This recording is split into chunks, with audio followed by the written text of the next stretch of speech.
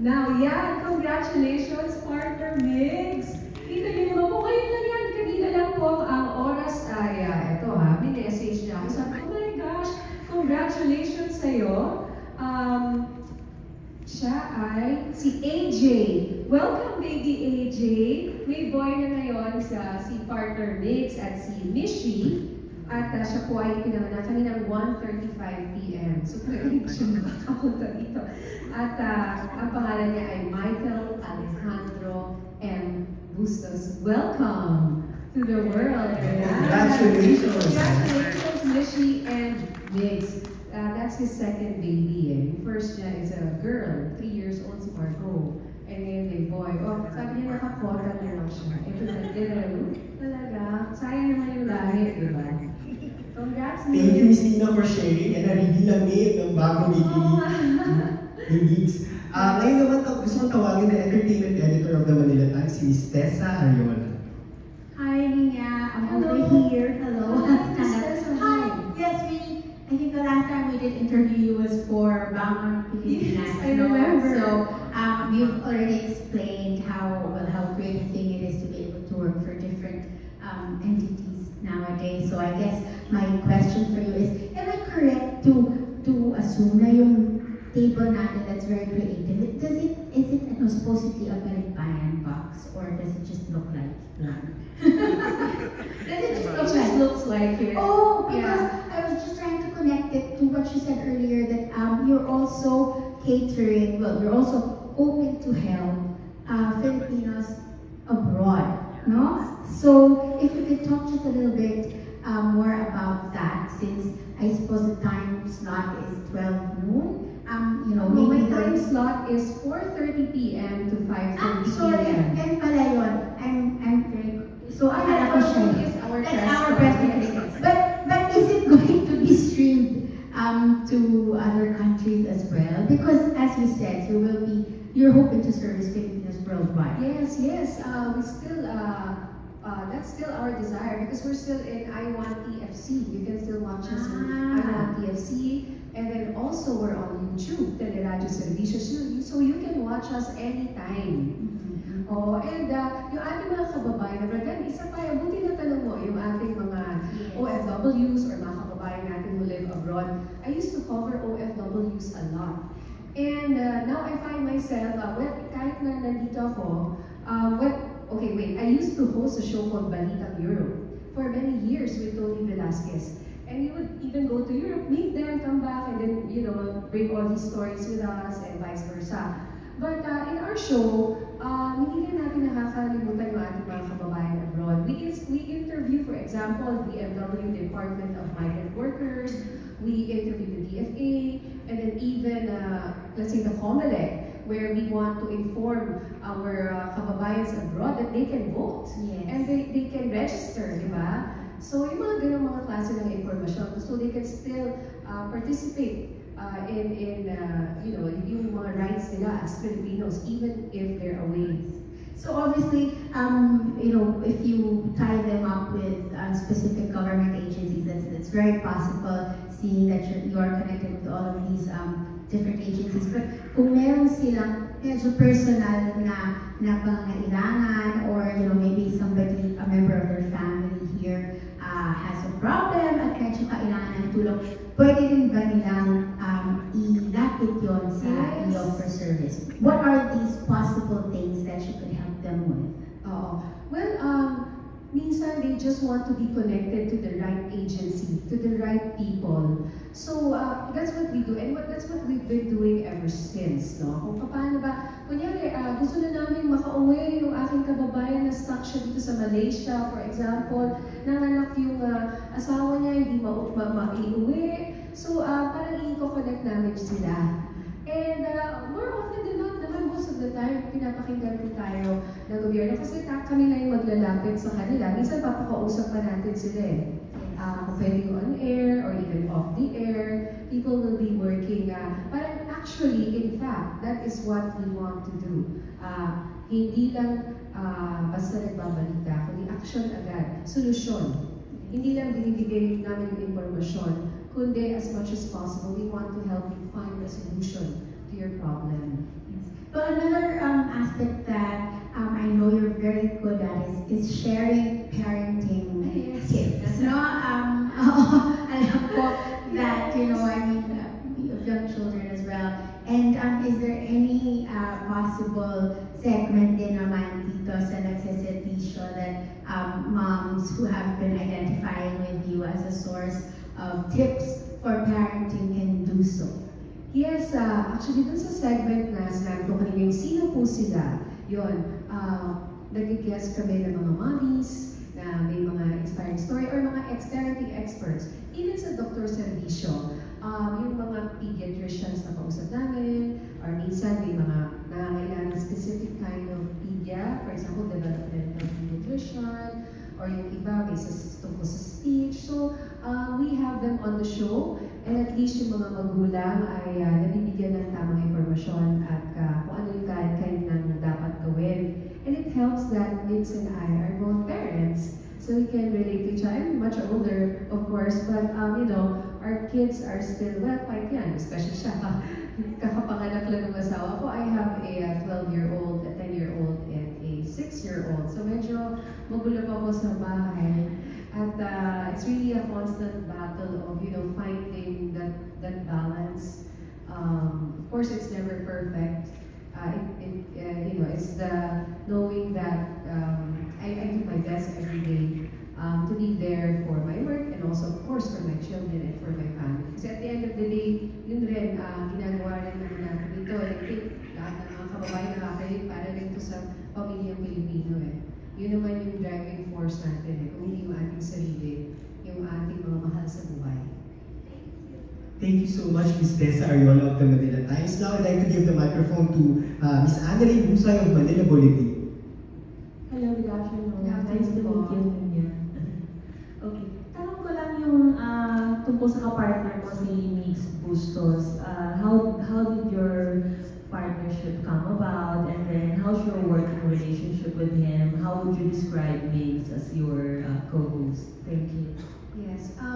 Well, Mix is so much fun. He also has the heart of a journalist. I'm much older than him I don't know, maybe 10 years. So sabi ko, I would joke na you can call me ate on the show. But essentially, pareho rin yung parang path that we're taking. So we really relate to each other. We do reporting, we tell stories. We're very passionate about the same things, especially sa kanya, sports, health, ako health din, parenting. So minsan, pag nag-a-ask kami ng questions sa aming resource person, for example, sabay kami ng tinanong ng pati eksaktong word. Tapos titingin ako parang pareho kami pala ng iniisip. So, we connected right away. I think I didn't know, I just, found myself, sabi nila, he's going to be your co-host. And actually, I have not met Mix. I know him, but we have not really been introduced personally, even before that. So actually, nung na-meet ko siya, bago, parang new acquaintance, di ba? But he's such an easy guy to be with, and I would like to think I'm also easy. We can easily connect to each other and we support each other and we learn from each other. Even if I'm older than him, there are things from him that I also learn, still learning. Kasi iba na rin yung panahon yung ngayon nila ID. Iba na rin ang layo dun sa mga ginagawa namin rin before. So it's a good partnership. Are you good, Ms. Annalyn? And thank you so much, Ms. Annalyn Husay of Manila Bulletin. Now, magtatanong from Lionheart TV, we have Sir Richard Paglikawa. Hello, sir. Hi, good afternoon, Ms. Nina. Actually, curious lang ako kasi siyempre ako, nakilala kita nung una via Star Patrol. Tama ba? Yes. Star Patrol. So, tanong ko lang, parang nakapasok ka sa ganitong klase ng mga programs doon sa pagsiservisyo sa public service. Ano ba yun? Parang, ano ba magandang term doon? Passion mo ba siya? Or talaga nagkataon na doon ka dinala ng career mo? Kasi even when I was Star Patrol, if you notice, our stars, our celebrities, were very helpful. I mean, they're always there. Pag may nangyari sa kuna, sino makikita mo doon? Nandun si Piolo, nandun si Gerald Anderson. I mean, whether artista ka, o ikaw ay ibang empleyado, iba yung ginagawa mo, nasa DNA na namin yun public service. Yun ang nangunguna. Pati kahit sabihin mo entertainment yan, public service pa rin para sa amin yan. Dahil nakapagbibigay kami ng saya, yung kwento na yan, maaari makapagbigay ng inspiration para sa ating kapwa. So I never treated entertainment as something sasabihin, diba, entertainment lang yan. Hindi And these are the most influential people. I mean, if you see them out there and they're helping out, they're giving, di ba? Pag may baha, nandun yung mga artista namin, di ba? So, kahit sila ay nasa puso po nila public service. So, lahat po kami, basta lumaki ka sa ganitong environment ay hindi coincidence ba or talagang, well, we're very lucky na yun ang aming kinagisnan. Pero ako simula ng bata ko, yung nanay ko kasi ganon. At mahilig po siya na tumulong. Minsan nagpapaparty po siya. Lumaki po ako sa probinsya sa Ilocos. So minsan talaga nag-i-invite po kami ng mga kapitbahay lahat. At nagkakaroon kami ng mga salo-salo, pag Pasko, nagpapamigay, ganyan. Iniimbita, kaibigan ko rin sila. So parang patay-patay. Kumbaga, you know, I was exposed and I lived with them and they were part of my life. So it was just a way of life. Ano lang, Miss Nina, with your show, ano so far yung pinaka-hindi mo makakalimutan na parang request and paano ninyo pinake yung request ng audience nila? Well, kaka-start lang po nung show namin din, Wala pa ata kaming 1 month. Oo. So far, wala pa pong weird request na hindi namin magawa or naging kakaiba. So far, parang wala pa naman po. Dito sa show na to, as far as this show is concerned. But eventually, we want, because we just started, we want actually that, exactly, to open it up to that kind of parang that service net na kumbaga may pwedeng humingi ng tulong and then maibigay namin sa kanila agad or maibigay eventually yung kailangan po nilang solusyon dun sa kanilang problema. Thank you, ma'am. Thank you, Sir Richard Paglikawan of Lionheart TV. Now I'm going to read a question from Marina Cruz of Philippine Daily Inquirer. Unfortunately, she wasn't able to come also. Pero she sent her question. Ang tanong niya yan, as a broadcaster, you have championed many causes, gaya ng mga nabanggit niyo po kanina. What among them is the closest to your heart and why? And how do you plan to further promote this particular advocacy? Well, one is health. I was a health reporter. Aside from being a Star Patroller, I was a health reporter, I was a labor reporter, I was an OFW reporter. So, parang dinaanan ko pati police reporter. But sa health, medyo tumagal ako dyan. Dinaanan ko yung mga problema, whether it's dengue, mga ganyan.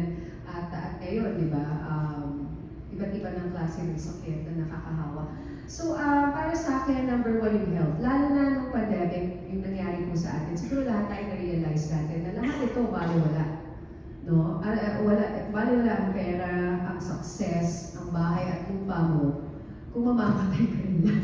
Diba? Kung hindi ka healthy, kung hindi mo mapaprolong ang life mo para maibigay sa mga loved ones mo yung kailangan nila. So, yun po yung gusto rin namin ibigay sa aming audience. Paano nyo ba mapapanatili yung sarili ninyo in top shape? I mean, si Biggs my partner Biggs is very sporty and recently, medyo recently he started doing marathons. Kasi may anak na siya. So sabi niya, iniisip niya, ginagawa niya yun dahil he wants to be healthy. And I think all of us, yun kung hindi para sa sarili natin, kung tatamarin ka, kasi minsan, di ba, Ang Pilipino, magpapacheck up lang yan pagka huli ng lahat or pag may sintomas na nararamdaman. But here we are, we want to tell our audience na hindi mo na kailangan hintayin yan. Ito yung mga sintomas, ito yung dapat mong gawin, ito yung pwede mong gawin para hindi ka magka-diabetes at mag-dialysis at you spend so much money, not just your own, but the government's as well. So we want really to focus also on preventive medicine. So we want you to take those diagnostic tests. I mean, it's not yung tulong na, oh, bibigyan ka na namin ng, hindi lang naman po ito puro, I don't want to say the word, but yeah, dole out. Hindi lang po puro dole out. So, it's kaservisyo, hindi lang kami, kaservisyo namin kayo. Paano ba natin tutulungan yung ating sarili to be the best that we can be for ourselves and for our loved ones and for others? So, aside from health, another thing that is very close to my heart is women empowerment.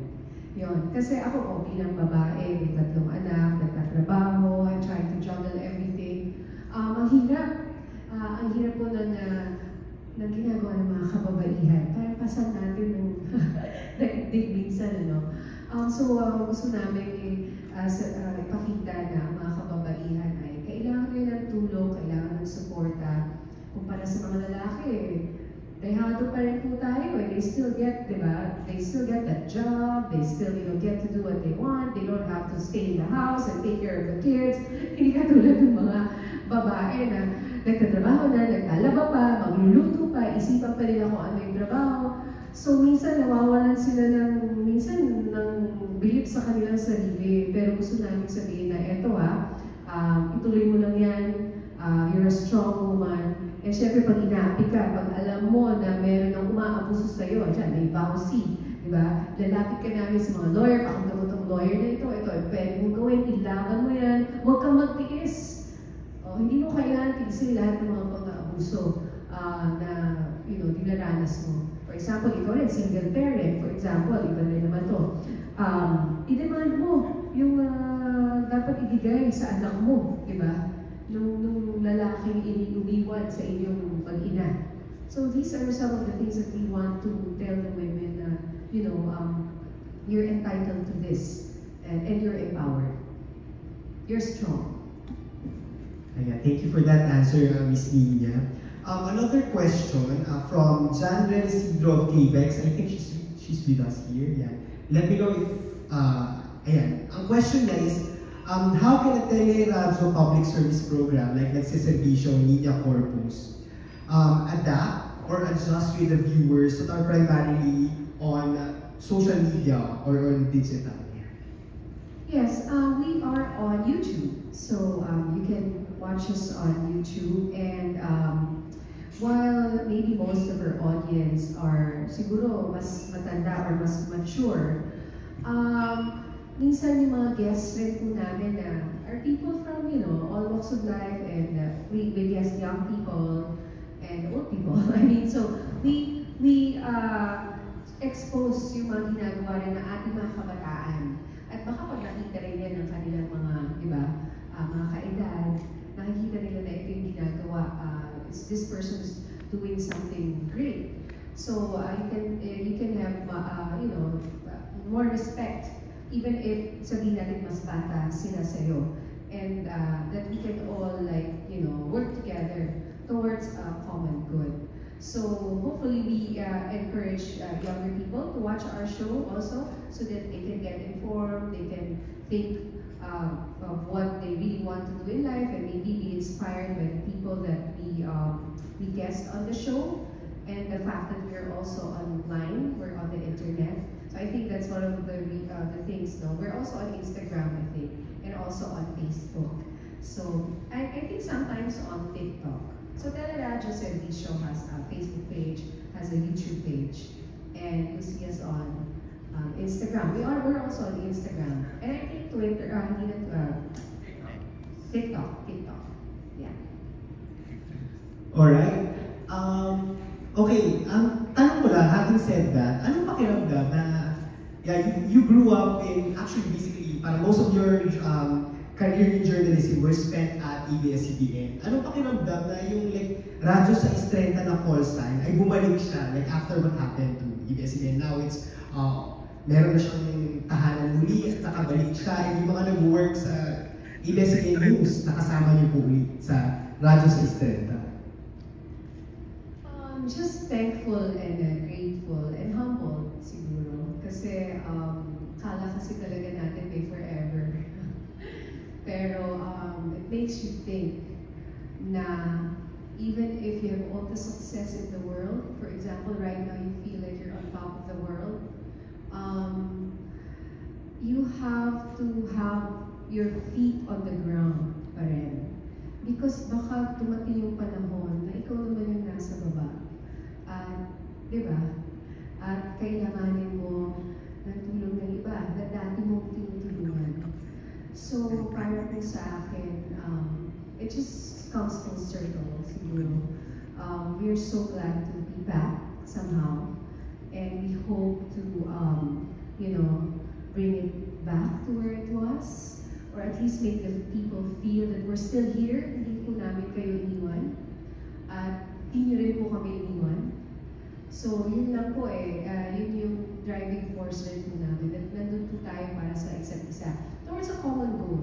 And our goal is really because it sounds so simple, but we love the Filipino.